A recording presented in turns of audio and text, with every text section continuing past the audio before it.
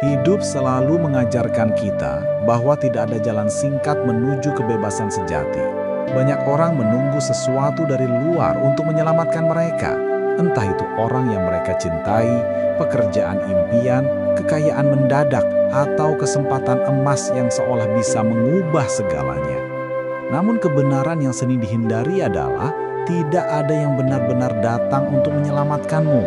Tidak hari ini, tidak esok, tidak pula ketika situasi terlihat lebih sempurna.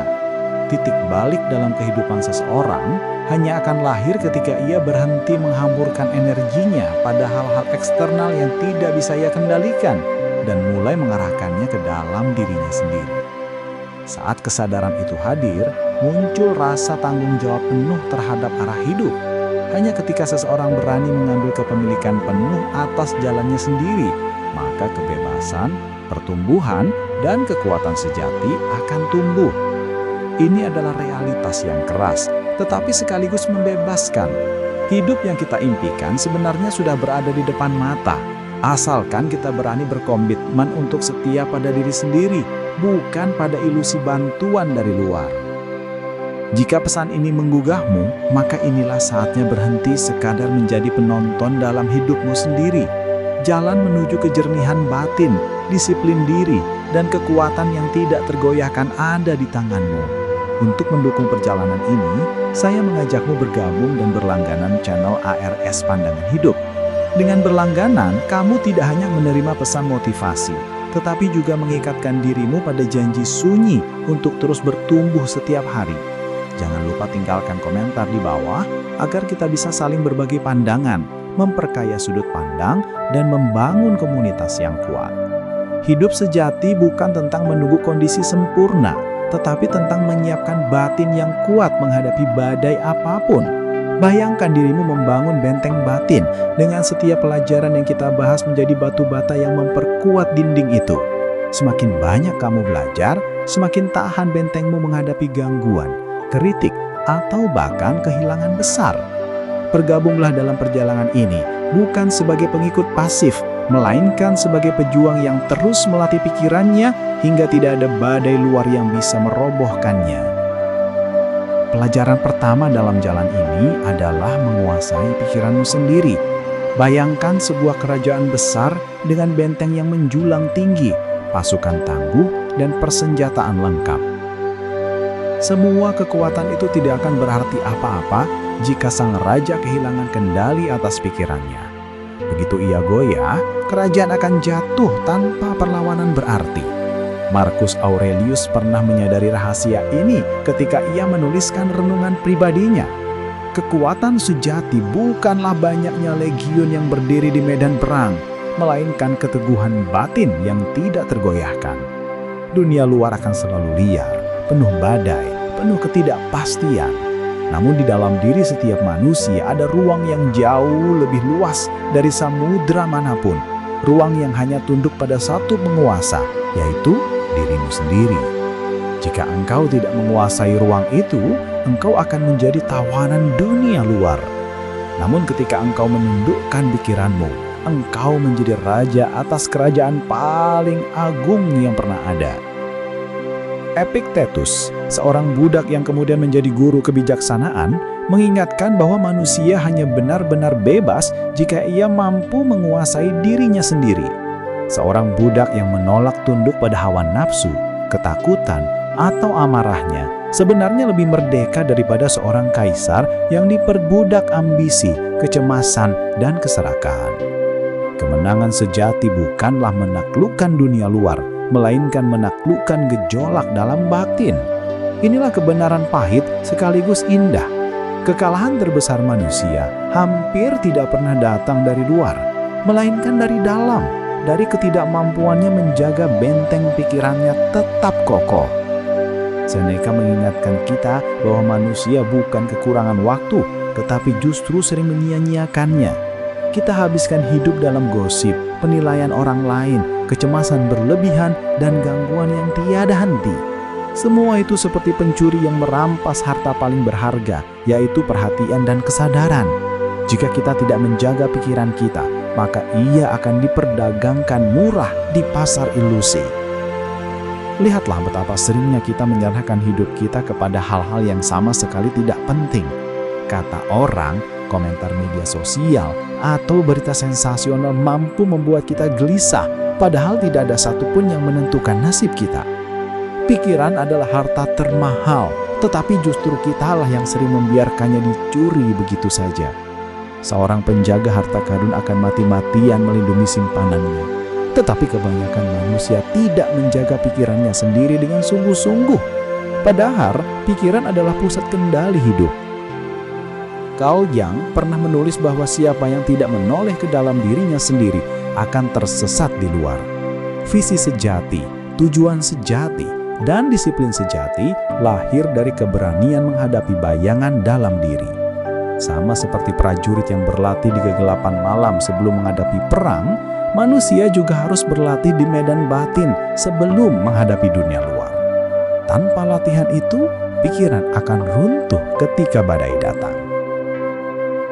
Pikiran yang tidak ditempa akan hancur di hadapan ujian hidup. Tetapi pikiran yang ditempa setiap hari akan menjadi baja yang mampu mematahkan pedang musuh. Aristoteles mengajarkan bahwa keunggulan bukanlah tindakan sesaat, melainkan kebiasaan yang diulang terus-menerus. Begitu pula dengan penguasaan pikiran. Ia bukan sekedar hasil satu kali perenungan yang membuat kita tercerahkan sesaat, melainkan hasil disiplin yang konsisten. Bayangkan seorang pemahat batu. Ia memukul permukaan keras ribuan kali. Setiap pukulan tampak seolah tidak menghasilkan perubahan apa-apa. Tetapi akhirnya lahirlah patung yang abadi. Pikiran pun demikian. Ia dibentuk oleh latihan kecil yang konsisten setiap hari. Dari renungan, dari kesabaran, dari pengendalian reaksi, dari kebiasaan bersyukur, semuanya membentuk karakter. Dan karakter itulah yang akan berdiri tegak, bahkan ketika zaman berubah dan dunia berguncang. Disiplin dalam melatih pikiran bukanlah rantai yang mengekang kebebasan, melainkan justru sayap yang membebaskan manusia dari perbudakan impuls. Saat pikiran jernih, fokus dan terarah, seseorang tidak lagi menjadi tawanan reaksi spontan yang sering menghancurkan. Ia tidak lagi mudah terseret amarah, iri hati, atau ketakutan yang membutakan. Sebaliknya, ia menjadi arsitek bagi tindakannya sendiri. Dari kejernihan pikiran, muncullah visi. Visi ibarat mercusuar yang berdiri kokoh di tepi lautan memandu kapal-kapal dalam kegelapan. Tanpa visi, setiap angin terasa mematikan. Dengan visi, bahkan badai terdahsyat pun hanya menjadi latihan untuk menguji kemudi. Orang yang menguasai pikirannya mampu menjaga visi tetap hidup meskipun dunia di sekitarnya tampak runtuh. Ia melihat tujuan lebih jauh daripada sekedar kesenangan sesaat. Ia tahu bahwa setiap langkah kecil adalah bagian dari perjalanan panjang menuju puncak kekuatan batin. Namun, penguasaan pikiran bukan berarti menjadikannya kaku dan tidak lentur. Marcus Aurelius tahu betul bahwa dunia selalu berubah, tubuh rapuh dan kekuasaan fana. Maka, yang sejati bukanlah menolak perubahan, melainkan belajar menari bersamanya. Fleksibilitas adalah tanda dari jiwa yang matang. Pohon yang keras dan kaku justru mudah patah saat diterpa badai. Tetapi bambu yang lentur tetap berdiri meskipun diterpa angin paling kencang. Menguasai pikiran berarti mampu beradaptasi tanpa kehilangan pusat, mampu bergerak tanpa kehilangan arah. Inilah bentuk kebijaksanaan tertinggi, yaitu kekuatan yang lembut namun tidak bisa dipatahkan. Orang yang menguasai pikirannya akan selalu menemukan jalan keluar, bahkan di saat semua pintu tampak tertutup. Ia tidak membuang tenaga untuk melawan hal yang tidak bisa ia kendalikan, tetapi ia fokus menata apa yang ada dalam genggamannya sendiri. Rasa syukur menjadi kekuatan tambahan dalam perjalanan menguasai pikiran. Seneca pernah menulis bahwa orang yang serakah sebenarnya adalah yang paling miskin, meskipun ia dikelilingi oleh emas. Sebaliknya, orang yang bersyukur selalu hidup dalam kelimpahan meski tampak sederhana. Pikiran yang menguasai dirinya sendiri tidak pernah diperbudak oleh rasa kekurangan. Ia memilih untuk menghargai apa yang ada. Dan dari penghargaan itu, lahir kekayaan batin yang tidak tergoyahkan. Gratitude atau rasa syukur bukanlah kelembutan pasif, melainkan energi aktif yang membuat manusia kuat. Ia menjadikan kita fokus pada kelimpahan yang sudah hadir, bukan pada ilusi tidak cukup. Orang yang bersyukur tidak mudah digoyahkan oleh perbandingan atau rasa iri, karena ia tahu bahwa kebahagiaan sejati berasal dari dalam. Pikiran yang bersyukur adalah pikiran yang merdeka. Ketangguhan batin tumbuh dari penderitaan yang diterima dengan kepala tegak. Seneca menulis bahwa kesulitan menguatkan pikiran sebagaimana kerja keras menguatkan tubuh. Seorang prajurit Romawi yang melintasi salju tanpa alas kaki tetap bertahan bukan karena tubuhnya lebih kuat, tetapi karena pikirannya sudah terlatih. Epictetus yang lumpuh kakinya tetap tegak dengan kata-katanya. Derita bukanlah alasan untuk menyerah, melainkan ujian yang membakar segala kelemahan hingga hanya inti yang tersisa. Menguasai pikiran berarti mengubah luka menjadi tenaga, mengubah kejatuhan menjadi batu pijakan. Orang yang menguasai pikirannya tidak menyangkal rasa sakit, tetapi menggunakannya sebagai bahan bakar untuk tumbuh. Seperti api yang menyala lebih terang ketika diberi kayu, penderitaan yang diolah dengan benar akan membuat jiwa semakin kuat. Inilah jalan para Stoik, jalan yang menerima derita bukan dengan ratapan, melainkan dengan keberanian. Pembelajaran abadi adalah bahan bakar terakhir bagi pikiran yang ingin tetap kuat. Marcus Aurelius menulis catatan hariannya bukan untuk dunia, melainkan untuk dirinya sendiri. Ia sadar bahwa manusia tidak pernah selesai belajar. Pikiran yang rendah hati untuk terus belajar adalah benteng yang tidak bisa ditembus, karena dindingnya selalu diperkuat dari dalam. Orang yang merasa sudah tahu segalanya justru rapuh, sebab ia menutup pintu untuk pengetahuan baru. Sebaliknya, mereka yang terus membuka diri terhadap pelajaran hidup selalu memiliki cadangan kekuatan. Setiap pengalaman, baik manis maupun pahit, menjadi guru yang menambah lapisan baja pada jiwanya. Belajar bukan hanya dari buku atau kata-kata bijak, tetapi dari penderitaan, dari kegagalan, dari kesalahan, dan bahkan dari penolakan. Semua itu adalah bentuk pengajaran Tuhan kepada manusia agar ia tidak berhenti bertumbuh. Ketika seseorang melihat hidupnya sebagai sekolah tanpa akhir, ia tidak lagi takut pada cobaan, karena ia tahu cobaan hanyalah pelajaran baru. Pada akhirnya, di persimpangan terakhir, manusia akan berdiri berhadapan dengan kehidupan yang penuh gemuruh. Dunia bisa merampas segalanya, harta, nama baik, bahkan tubuh yang kita cintai. Namun ada satu hal yang tidak pernah bisa dirampas, yaitu benteng terakhir, pikiran yang telah kita kuasai. Itulah kemenangan sejati, mahkota yang tidak bisa dicuri oleh siapapun. Kuasailah pikiranmu, tempa ia seperti baja, bimbing dengan disiplin, nyalakan dengan visi, dan bebaskan dengan rasa syukur. Karena ketika pikiranmu telah benar-benar menjadi milikmu, tidak ada kekuatan di bumi ini yang bisa mengalahkanmu. Inilah rahasia besar yang diajarkan oleh para filsuf Stoik, rahasia yang tetap relevan melampaui abad. Mereka tidak mengajarkan cara mengubah dunia luar agar sesuai keinginan, tetapi mengajarkan cara menundukkan diri sendiri agar dunia luar tidak bisa menundukkan kita. Kemenangan sejati lahir dari dalam, bukan dari luar. Pelajaran kedua dari jalan Stoik adalah menaklukkan diri sendiri sebagai jalan untuk menaklukkan dunia.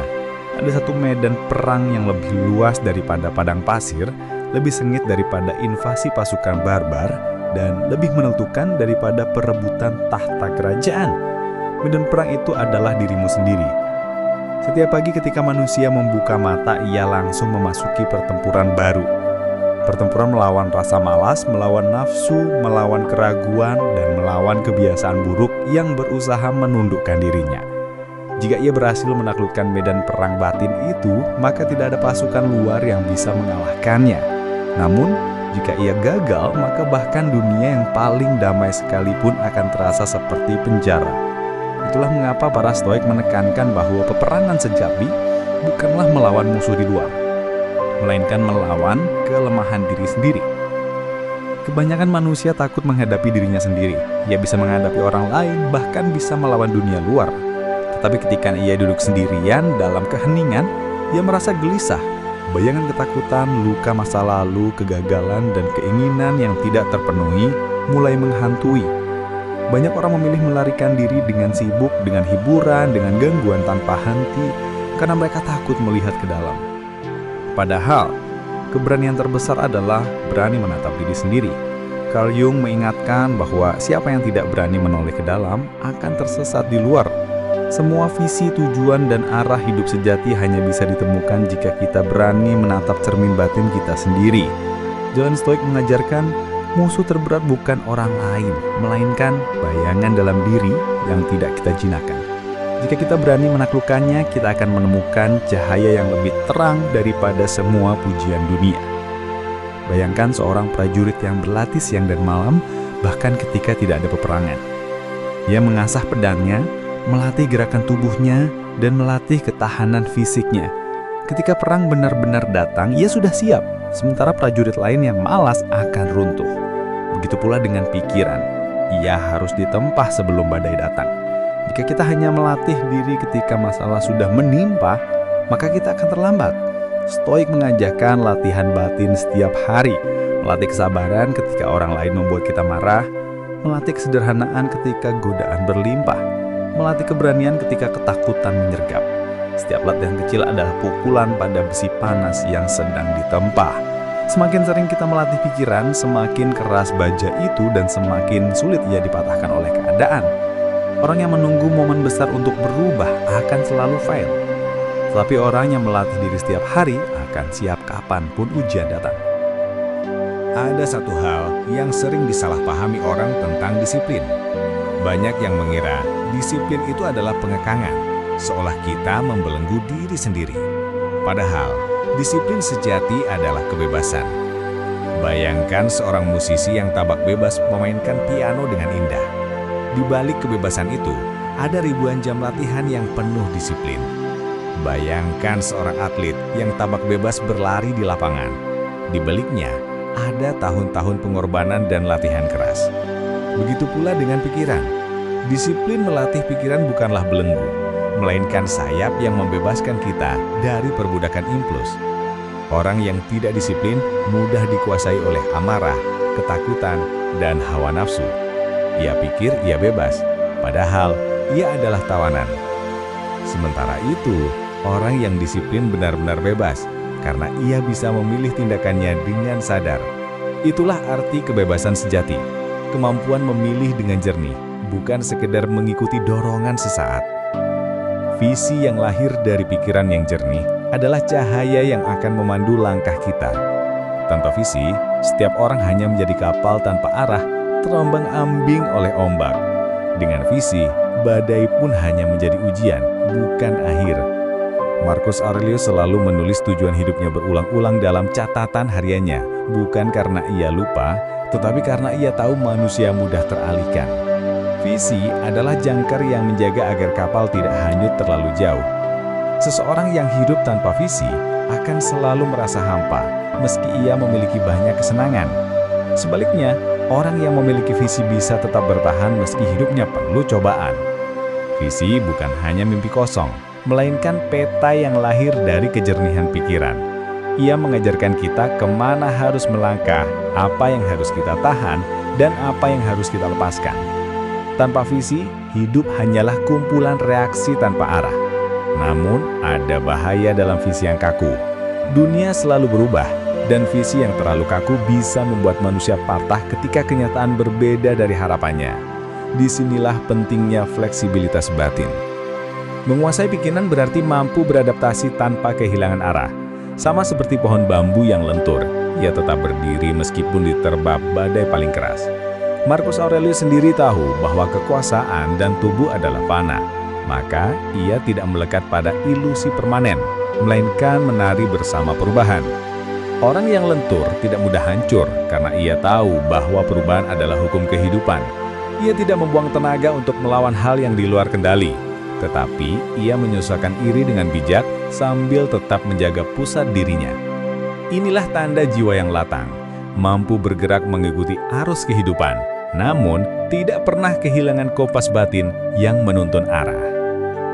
Rasa syukur memberi bobot tambahan pada semua latihan batin. Seneca berkata, orang yang serakah adalah orang paling miskin, meski ia memiliki emas berlimpah. Sementara itu, orang yang bersyukur selalu merasa kaya, meskipun secara materi ia sederhana. Pikiran yang penuh rasa syukur tidak akan pernah merasa kekurangan, karena ia tahu setiap detik kehidupan adalah anugerah. Gratitude atau rasa syukur bukan kelembutan yang pasif, melainkan energi aktif yang membuat kita kuat. Ia membuat kita fokus pada apa yang sudah ada, bukan pada ilusi kekurangan. Dengan syukur, kita terhindar dari jebakan iri hati dan rasa tidak puas. Orang yang bersyukur tidak mudah dipengaruhi oleh perbandingan, karena ia melihat kehidupannya sebagai ladang kelimpahan yang sudah penuh. Rasa syukur menjadikan pikiran teguh, tidak goyah oleh keserakahan atau ambisi kosong. Inilah pondasi kebahagiaan sejati yang tidak bisa dirampas dunia luar. Ketangguhan sejati lahir ketika penderitaan diterima dengan kepala tegak. Seneca menulis, kesulitan adalah latihan yang menguatkan pikiran, sama seperti kerja keras menguatkan tubuh. Lihatlah prajurit Romawi yang melintasi salju tanpa alas kaki. Mereka tetap bertahan karena pikirannya sudah ditempa. Lihatlah Epictetus yang lumpuh kakinya, tetapi kata-katanya tetap berdiri kokoh. Derita bukan alasan untuk menyerah, melainkan kesempatan untuk membakar kelemahan hingga hanya inti kekuatan yang tersisa. Orang yang menguasai pikirannya mampu mengubah luka menjadi tenaga, kejatuhan menjadi batu pijakan. Ia tidak menyangkal rasa sakit, tetapi menggunakannya sebagai bahan bakar untuk tumbuh. Seperti api yang menyala lebih terang ketika diberi kayu. Penderitaan yang diolah dengan benar akan membuat jiwa semakin kuat. Jalan stoik bukan jalan menghindari derita, melainkan jalan menghadapi derita dengan keberanian, menjadikannya guru, dan membiarkan dirinya ditempa hingga menjadi baja. Menguasai pikiran berarti juga menyadari bahwa setiap hari adalah latihan baru. Tidak ada hari yang benar-benar kosong, karena bahkan dalam kesunyian sekalipun, manusia menghadapi peperangan batin.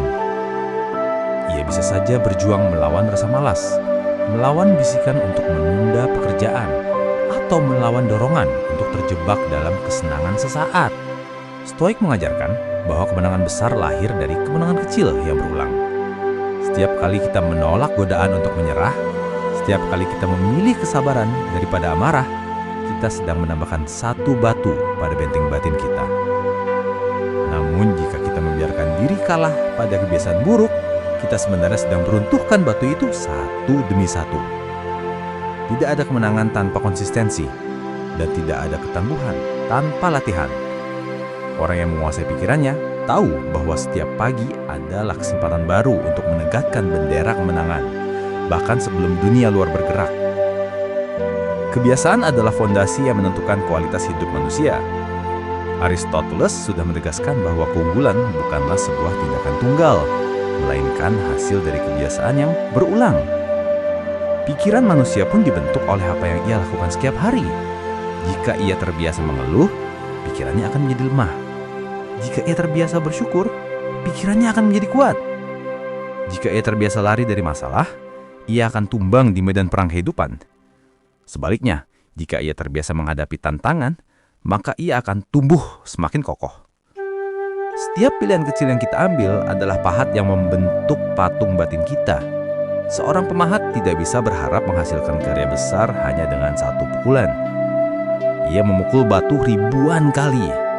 Begitu pula dengan kita. Setiap latihan disiplin, setiap renungan, setiap doa, dan setiap pengendalian diri adalah pukulan kecil yang perlahan membentuk monumen batin yang tidak tergoyahkan oleh apapun. Ketika kita melatih pikiran dengan disiplin, kita sedang memutus rantai yang mengikat kita pada kelemahan. Banyak orang merasa mereka adalah tawanan keadaan. Mereka menyalahkan keluarga, masyarakat, pekerjaan, bahkan Tuhan.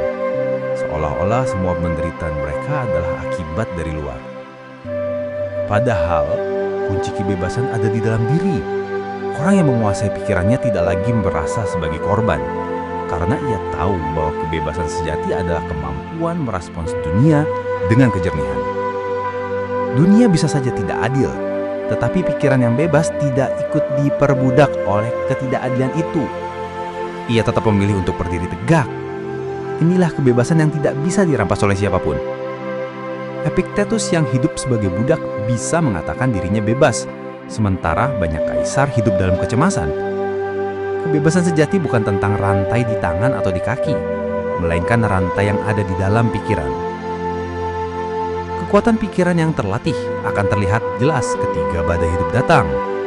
Semua orang bisa tampak tenang ketika hidupnya nyaman, tetapi ujian sejati terlihat ketika segalanya hancur. Orang yang tidak melatih pikirannya akan runtuh. Ia akan panik, marah, dan menyalahkan keadaan. Sementara itu, orang yang melatih pikirannya akan tetap tegak. Ia mungkin merasakan sakit, tetapi ia tidak dikuasai olehnya. Ia mungkin kehilangan banyak hal, tapi ia tidak kehilangan dirinya sendiri. Inilah bedanya orang yang sekedar hidup dan orang yang benar-benar menguasai hidupnya.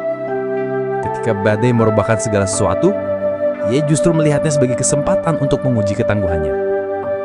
Sama seperti kapal yang diuji bukan di pelabuhan, tetapi di tengah lautan, pikiran yang ditempa setiap hari akan selalu siap menghadapi lautan kehidupan, tidak peduli seberapa deras gelombang yang datang.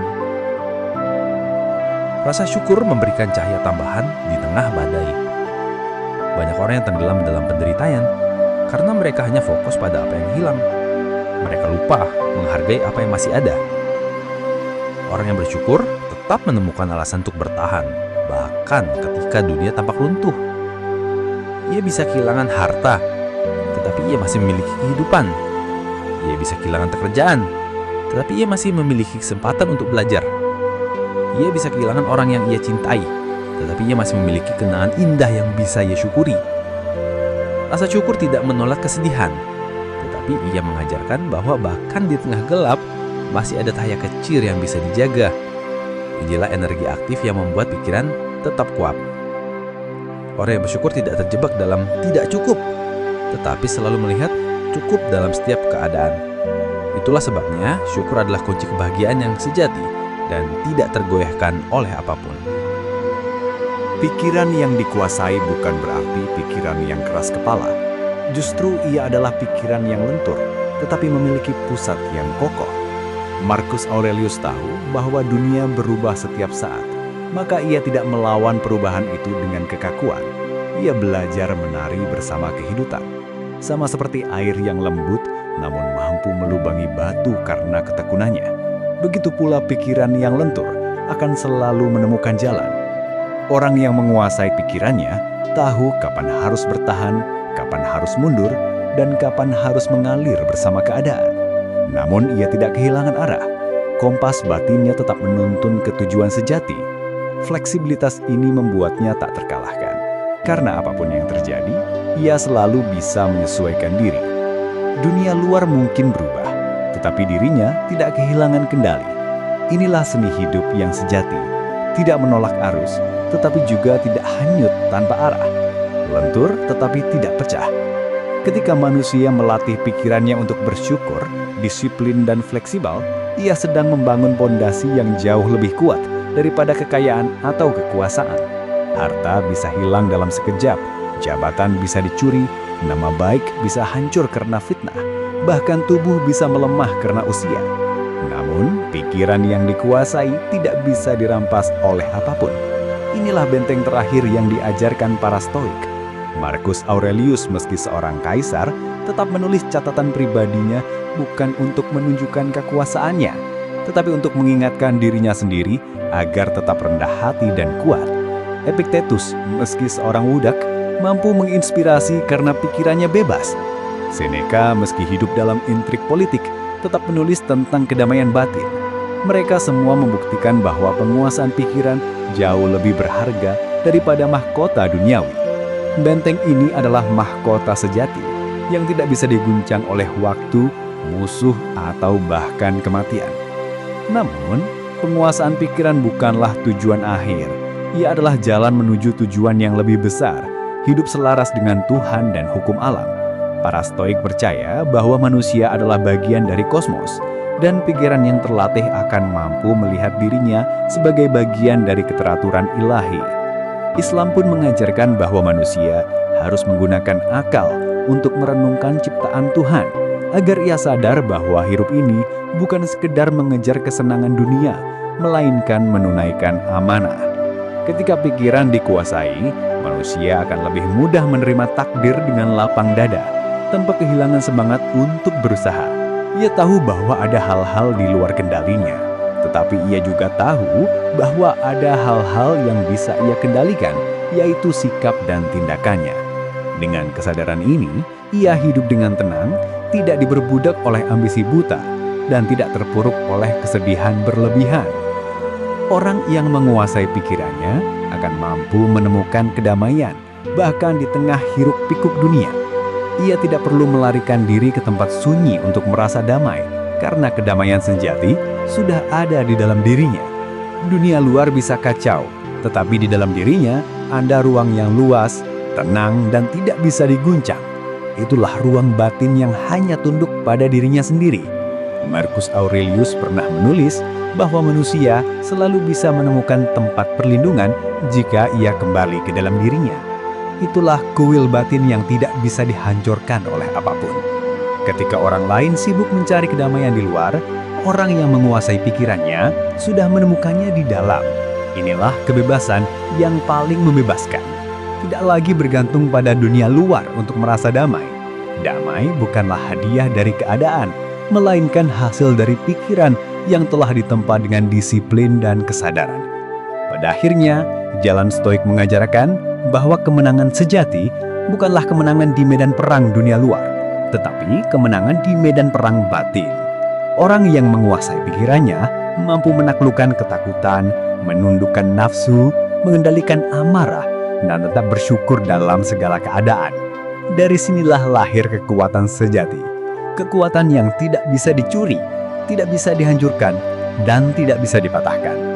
Dunia luar mungkin berubah, musuh mungkin datang, kehilangan mungkin menimpa, tetapi benteng batin tetap berdiri.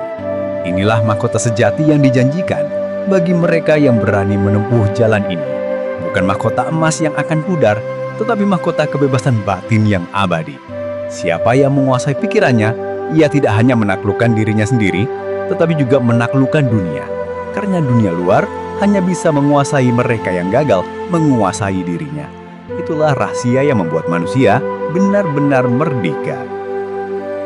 Ada satu rahasia yang sering diabaikan manusia. Pikiran yang tidak dijaga akan menjadi ladang subur bagi benih-benih negatif. Sama seperti kebun yang ditinggalkan, ia akan segera dipenuhi rumput liar. Demikian pula, pikiran yang dibiarkan tanpa disiplin, ia akan dipenuhi keraguan, kecemasan, dan hawa nafsu. Stoik mengajarkan bahwa pikiran harus dijaga seperti seorang penjaga kebun yang tekun. Setiap hari, ia membersihkan gulma, menyirami tanaman, dan memastikan tidak ada hama yang merusak. Jika kita tidak melakukannya, pikiran kita akan menjadi liar dan akhirnya melawan kita. Namun jika kita rajin merawatnya, pikiran akan menjadi taman yang penuh ketenangan, tempat di mana kita bisa berlindung bahkan di tengah badai. Tuhan memberikan akal sebagai anugerah, tetapi tanggung jawab menjaga akal itu ada pada manusia. Itulah mengapa penguasaan pikiran adalah amanah yang tidak boleh diabaikan. Kekuatan pikiran yang terlatih tidak hanya memberi kita ketenangan, tetapi juga arah yang jelas. Banyak orang tersesat bukan karena mereka lemah, melainkan karena mereka tidak tahu arah. Visi yang lahir dari pikiran yang jernih adalah kompas yang menuntun ke tujuan sejati. Orang yang menguasai pikirannya bisa melihat mana jalan yang benar dan mana jalan yang menipu. Ia tidak mudah terjebak dalam godaan singkat karena ia tahu tujuan jangka panjangnya lebih berharga. Sama seperti seorang pelaut yang memandang bintang di langit untuk menuntun arah kapal. Orang yang memiliki visi batin akan selalu tahu kemana harus berlayar. Meski ombak mengguncang, meski angin berembus kencang, ia tidak kehilangan tujuan. Inilah yang membedakan pemimpin sejati dengan pengikut. Pemimpin tahu kemana ia melangkah, sementara pengikut hanya terbawa arus. Ketika manusia mulai menguasai pikirannya, ia akan menyadari bahwa banyak hal yang dulu membuatnya cemas sebenarnya tidak layak diperjuangkan. Banyak energi kita habis untuk memikirkan hal-hal yang berada di luar kendali. Stoik mengajarkan untuk membedakan antara hal yang bisa kita kendalikan dan hal yang tidak bisa kita kendalikan. Jika sesuatu berada di luar kendali kita, tidak ada gunanya meratapi atau melawannya. Namun, jika sesuatu berada dalam kendali kita, maka kita harus berjuang sebaik mungkin. Kesadaran sederhana ini menghapus banyak beban yang tidak perlu. Kita berhenti menyalahkan orang lain, berhenti cemas pada masa depan yang belum terjadi, dan berhenti terjebak pada masa lalu yang sudah berlalu. Kita hanya fokus pada apa yang ada di tangan kita hari ini. Itulah kekuatan sejati. Hidup dalam kendali, bukan dalam ilusi. Kelemahan terbesar manusia seringkali bukan pada tubuhnya, melainkan pada pikirannya yang menyerah lebih dulu. Banyak orang yang sebenarnya mampu bertahan, tetapi mereka runtuh karena pikiran mereka meyakinkan bahwa mereka tidak mampu. Tubuh bisa menahan lebih banyak daripada yang kita kira, tetapi pikiran yang tidak terlatih akan menyerah sebelum tubuh benar-benar kalah. Itulah sebabnya latihan batin jauh lebih penting daripada sekedar latihan fisik. Pikiran yang kuat akan membuat tubuh mampu menanggung derita. Sementara pikiran yang lemah akan membuat tubuh runtuh meski beban sebenarnya ringan. Stoik mengajarkan untuk melatih pikiran dengan menghadapi kesulitan kecil setiap hari. Jangan lari dari rasa tidak nyaman, tetapi gunakan itu sebagai latihan. Dengan begitu, ketika penderitaan besar datang, pikiran sudah siap dan tubuh mengikuti kekuatan batin itu. Dalam hidup modern, tantangan terbesar bukan lagi perang fisik seperti zaman dahulu, melainkan perang melawan gangguan yang tiada henti. Media sosial, berita, gosip, dan godaan konsumsi tanpa batas adalah pasukan baru yang menyerang pikiran kita setiap hari. Jika kita tidak waspada, pikiran kita akan dicuri sedikit demi sedikit hingga kita tidak lagi memiliki kendali. Stoik mengajarkan untuk menjaga fokus dan tidak membiarkan energi kita habis pada hal-hal remeh.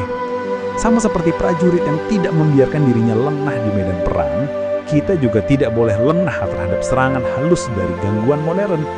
Setiap kali kita memilih untuk mematikan gangguan dan kembali fokus pada hal penting, kita sedang memenangkan pertempuran kecil. Kemenangan kecil itu, jika dilakukan terus-menerus, akan menjadi kemenangan besar.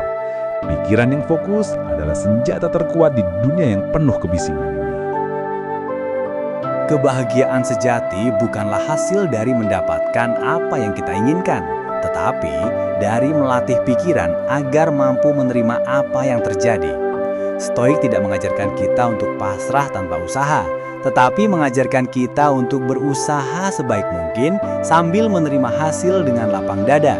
Ketika kita berusaha dengan sungguh-sungguh dan tetap bersyukur apapun hasilnya, kita akan merasakan kebahagiaan yang tidak tergantung pada keadaan luar. Orang yang tidak menguasai pikirannya selalu mengejar sesuatu di luar dirinya. Ia berpikir kebahagiaan ada pada harta, jabatan, atau pujian. Namun, ketika ia mendapatkannya, ia tetap merasa kosong. Sebaliknya, orang yang menguasai pikirannya menemukan kebahagiaan di dalam dirinya sendiri. Inilah kebahagiaan yang sejati, karena ia tidak bisa dicuri, tidak bisa dihancurkan, dan tidak bisa ditukar dengan apapun. Keberanian adalah buah lain dari pikiran yang dikuasai. Orang yang pikirannya lemah akan mudah gentar, bahkan sebelum melangkah. Ia selalu membayangkan kegagalan, hinaan, dan kerugian, sehingga ia memilih untuk tidak mencoba sama sekali. Sementara itu, orang yang menguasai pikirannya tahu bahwa ketakutan hanyalah bayangan yang membesar di dalam kepala. Ia berani melangkah meski tahu bahwa jalan itu penuh risiko. Keberanian bukan berarti tidak takut, tetapi mampu tetap bergerak meski rasa takut hadir. Stoik mengajarkan bahwa hidup tanpa keberanian bukanlah hidup, melainkan hanya sekedar bertahan. Orang yang berani menghadapi ketakutannya akan menemukan bahwa sebagian besar ketakutan hanyalah ilusi. Dengan keberanian, ia membuka pintu menuju pertumbuhan. Karena hanya dengan melangkah keluar dari zona nyaman, manusia bisa menemukan jati dirinya yang sejati. Kerendahan hati juga lahir dari pikiran yang dikuasai. Orang yang pikirannya dikuasai oleh ego akan selalu merasa dirinya paling benar, paling pintar, atau paling penting. Ia tidak bisa belajar karena ia merasa sudah tahu segalanya. Sebaliknya, orang yang menguasai pikirannya sadar bahwa kebenaran selalu lebih luas daripada genggamannya. Ia rendah hati untuk terus belajar, mendengarkan, dan menerima koreksi. Marcus Aurelius, meski seorang kaisar, tetap menulis catatan pribadinya untuk mengingatkan dirinya sendiri agar tidak terjebak dalam kesombongan. Epictetus, meski seorang guru, selalu menekankan bahwa ia pun masih belajar dari kehidupan. Kerendahan hati membuat pikiran terus bertumbuh karena ia tidak pernah menutup pintu bagi pelajaran baru. Pikiran yang rendah hati adalah benteng yang tidak bisa ditembus karena ia terus diperkuat dari dalam. Pada akhirnya setiap manusia akan sampai pada titik di mana semua yang ia miliki bisa hilang. Harta bisa lenyap, orang-orang terkasih bisa pergi, tubuh bisa melemah, bahkan nyawa pun akan berakhir. Namun jika sepanjang hidup ia melatih pikirannya, ia akan menghadapi semua itu dengan kepala tegak. Inilah kemenangan sejati. Ketika dunia luar merampas segalanya, tetapi ia tetap memiliki dirinya sendiri. Pikiran yang dikuasai adalah harta terakhir yang tidak bisa diambil siapapun. Inilah mahkota sejati yang dijanjikan bagi mereka yang menempuh jalan disiplin, ketangguhan, syukur, dan kerendahan hati.